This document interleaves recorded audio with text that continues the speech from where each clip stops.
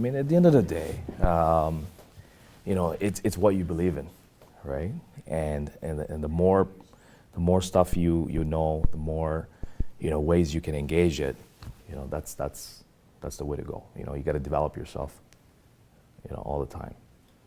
Absolutely. So, what about you, Dodge? I mean, I was going to call him Dodge because literally he is the brand, for crying out loud, in that dealership, right?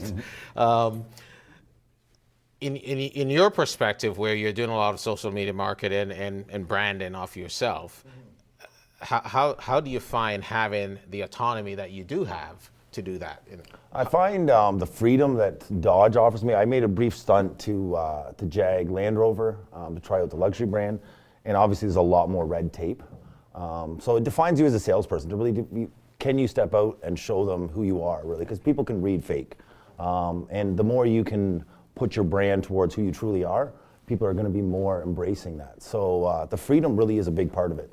Obviously, there's going to be guidelines that you got to step into with the brand itself. And the dealership is another part of that. Where are they willing to go? How far are they willing to step out of the box to really reach a new level is basically the idea behind that. But I think giving a salesperson the freedom that they want or they need goes case by case. You got to really analyze who it is. People have strengths in one point and don't in others. So you really got to find their strengths and help them build up on that. All right, so we're talking about autonomy in the dealerships and salespeople having more autonomy. So with that said, how would that change the relationship now between management and sales and the sales team? Let's do Marco. So there's a difference between, I believe there's a difference between autonomy and freedom. Autonomy is taking the training wheels off to me and letting them ride on their own.